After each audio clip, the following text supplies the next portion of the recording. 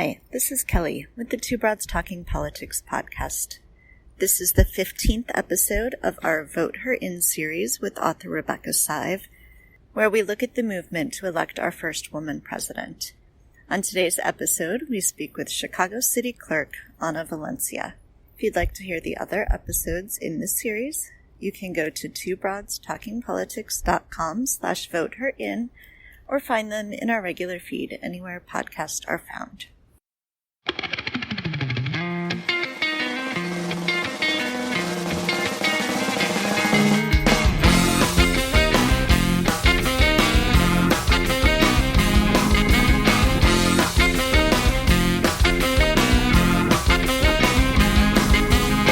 Are you listening? Hey everyone, this is Kelly with Two Broads Talking Politics, and we are on today with the 15th episode of our Vote Her In series, where we look at the movement to elect our first woman president. I am joined, as usual, by my partner in this Vote Her In venture, author Rebecca Sive. Hi, Rebecca. Good morning, Kelly. And joining us today, we have the City Clerk of Chicago, Anna Valencia. Hi, Anna. Good morning, Kelly and Rebecca. Good morning, Anna. Great to have you on Thank the you for show. having. We're looking forward. I'm honored to be here. Well, you know what? We wanted to jump right in because, as I was thinking about the kind of conversation we wanted to have with you, I went back and looked at the interview I did with you for my book, Vote Her In, and realized as I was reflecting on it that you may not be the only person who's had this experience, but I think you're probably one of the few women electeds who served in an executive capacity as a campaign manager, as an appointed official, and as an elected official. And I thought, given that special experience you've had, it would be really good for our listeners to hear from you about how and why you chose that executive path and what you've learned from it and can share with us. Definitely. Well, thank you, ladies, for having me. I love talking about anything women and women empowered and journeys of women. I love listening to podcasts because they also inspire me, hearing other people's journeys. But for me, it kind of really started, I don't like to say by accident, but by chance, how I got involved in politics.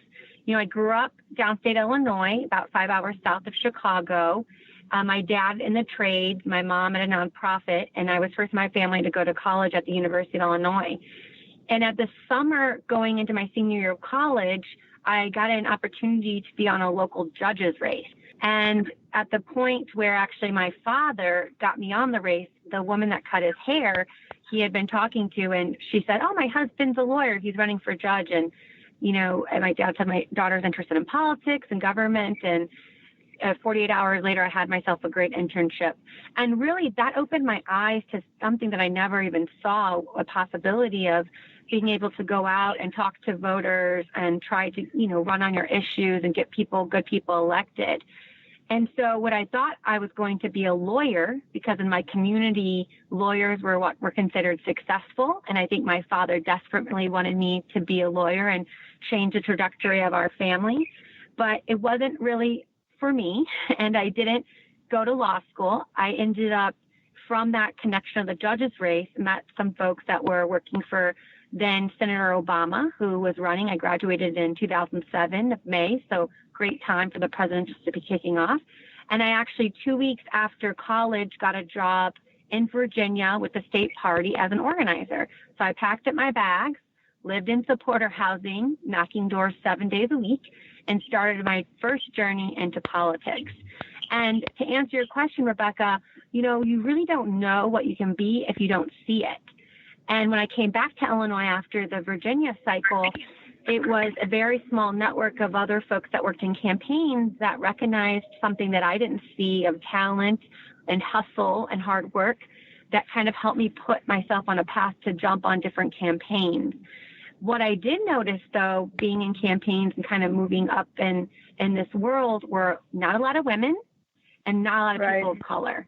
And for me, when I finally did get a seat at the table as Senator Durbin's campaign manager at 28, my first real leadership responsibility, I noticed they were still lacking. And in fact, I tell this story to young people. I went into a room to talk about the coordinated campaign in 2014, and there I sat with, the Speaker of the House and the state Senate president, the governor at the time, and Senator Durbin, and we all brought one person, staff member, and I looked around, and I was the only woman in the room. And so Right. that was my kind of opportunity to step in and really lead and understand the power of my voice, and led the meeting successfully. And we got everyone's approval to do the coordinated campaign, and we moved. So for me, it's been a great experience to understand the very basics of getting your foot in the door, and as an organizer and campaign side, to understand campaign strategy and still see in the ranks of top campaigns not a lot of women. And then coming into the executive branch, the greatest joy I've had is being able to change that narrative, to actually have on my 8 senior staff member, 7 women and 1 very strong, brave man on our team, and really be able to transcend what executive leadership looks like and their lived experiences, which is a very exciting part of my job. So can you share with us a little about the kinds of skills and approaches to the work that you want to share with, as you put it, that one brave man and all of those wonderful women? Yes. I think the biggest thing for women is sometimes we don't always have the confidence. I see some men, especially men of color, come in with some imposter syndrome, right? And not knowing if they have what it takes, the skills or the right education or the right resume or background. And so it took a lot of coaching and seeking mentors and finding people who have done this work to talk about it with, so that you can build up that confidence to speak up when you're at the table. I also find that when women are in roles of leadership, that we are very collaborative in spirit, that we want to hear people. Maybe it's because we've been looked over so much that we want to be able to hear, but also listen, and then take that listening and actually make action out of it. It's one thing to do listening tables and listening tours, but if you're not courageous or bold enough to act on what you're hearing, well, then you're not really getting the job done. So I'm really trying to expand the table, but also empower the table to speak up, to be able to articulate their viewpoints, their personal experiences, their lived experiences, because that's when the magic happens. That's when the best policy happens, is when you're able to get your team to share the lived experiences and create policies that will actually be effective because all of the different perspectives are taken into account. So I just wanted to push on that a little bit about those lived experiences, and if you could talk a little bit about sort of what that means. What sorts of things in your current role as city clerk are you able to sort of draw on those lived experiences? I know you're trying to put through a number of reforms, and how does sort of reflecting on your life and having your staff reflect on their lives, what that means in terms of the kinds of things you can do as city clerk, the kinds of policies you can put into place. I'll give you 3 examples. One, I will say that's the most recent, is our fines and fees reform collaborative that we launched. I launched in December.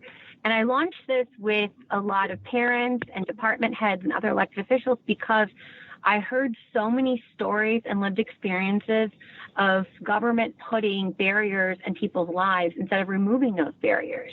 When it came to city stickers and debt collections, bankruptcy, all the things that were kind of happening with my office. My office was responsible for some of it, but there are other departments that were also responsible for it. And you heard different lived experiences. For example, the CTA bus driver, who is a father of 3 on the West Side, who shared his story about losing his job at CTA because of $5,000 and city sticker ticket debt alone, and was unable to get on a payment plan to pay that off. And so there was this debt spiral that was happening to him and his family. And when you have those folks at the table telling you their narrative or their lived experiences, that helps you create a better policy that will help impact those communities that have been, preyed upon, if you will. So that's one example.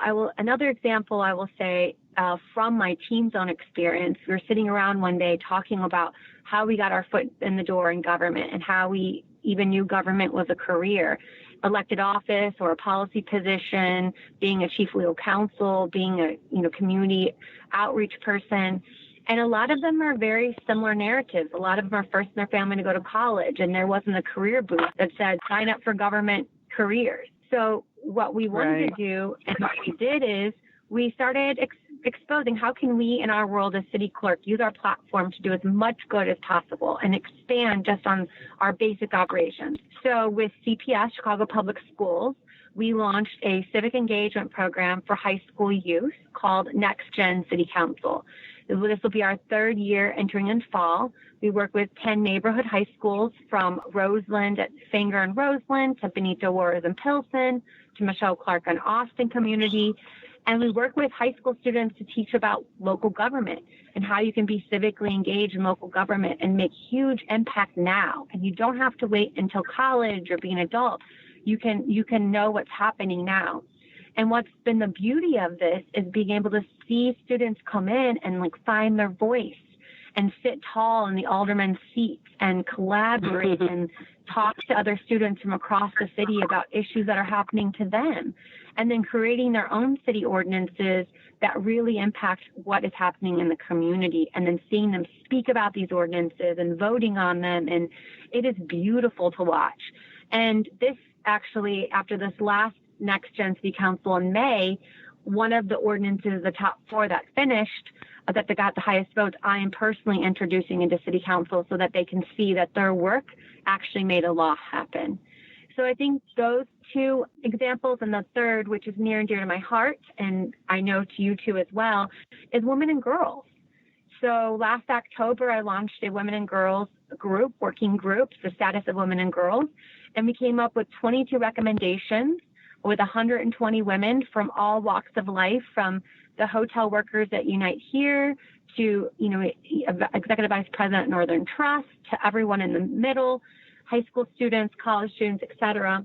And we said, you know what, we're not going to wait for DC. We're not going to wait for Springfield. We're going to save ourselves. And with the 22 recommendations that we came out on March 8th this year, 4 of those, one of them are already done. Our top recommendation, the top 4, one is done with the Fair Week work ordinance. We are launching on Friday our task force to look at 100 high schools in Chicago on their sex education, health education, along with Dr. Janice Jackson at Chicago Public Schools.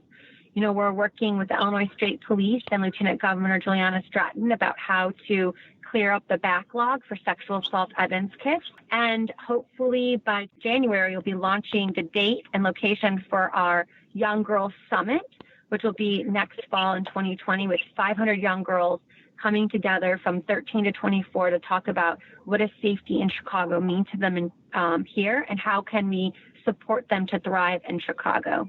So it's very exciting things. Some are operational that touch my office, but having this executive power, and I've really taken it another step further in creating policies that can do more by using this platform.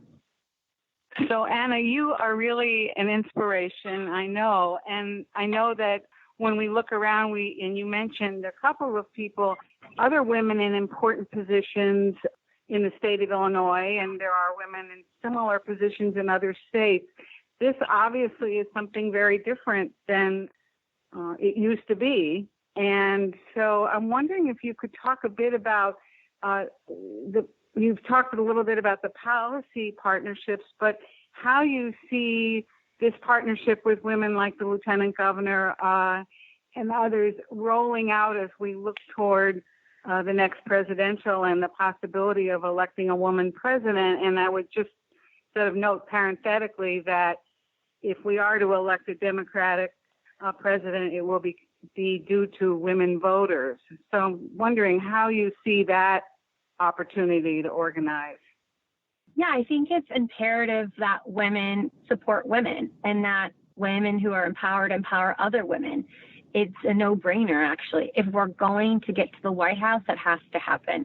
And so I've been very fortunate to have these partnerships with some of the women leading in Illinois and here in Chicago and Cook County to really support the work. And how do we amplify each other's work? How do we amplify each other's voices? And one thing that I'm hoping to do again this fall, Congresswoman Lauren Underwood, we all took a bus last fall to, or last election, to go out and support her and to organize and knock on doors. We had to drive an hour and a half out of Chicago, but there were 25 women that some didn't even know her that just got on a bus and went, because how crucial it is to make sure we had women represent us in Congress. And even more so, having an African-American woman and that part of the state represent us was huge. And so I think it's imperative we do that again, that we, get out the vote, that we travel to different states, that we talk to our family members, our neighbors, our colleagues, other women who may not be as engaged in politics or be engaged as civics, that we have to push them too, because at this time around, voting is not even enough. We have to do so much more than just voting. And we have to get uncomfortable, and that's okay. We have to get out of our comfort zones, our safety nets, and our little pockets of comfort that we find in the city. And because there are women here in Chicago and Cook County, other parts of the state, that may not have the same views that we have. So we have to find ways to communicate with them to say, what can we find to compromise on? I'll give you a quick story. Over the weekend, I met this lovely woman who is a Republican, and we were told not to talk about politics. Our friend made it very clear we are different sides, but she started talking to me about politics, and we found ourselves at the intersection where we could actually agree. As a conservative, she was pro-choice. As a conservative, we agreed on, she was a gun owner, but she agreed on background checks. As a conservative, we believed in climate change. And so where can we go back to find those bread and butter issues that women care about and not get caught up in the extreme right or extreme left, find ourselves to find common ground for the good of women in the White House, women in the governor's mansion, now women in the mayor's office, which is very exciting in Chicago, and women in a lot of other executive roles that we have traditionally been overlooked. And that's what I really want to lend my life to, is making sure that my legacy is young women and young women of color, particularly with my shared experience or similar, having the opportunity to get into these roles, stay in these roles, and be successful in these roles. And so that's what I hope to lend my life stream to, and see someone in the White House and support them too. Mm-hmm.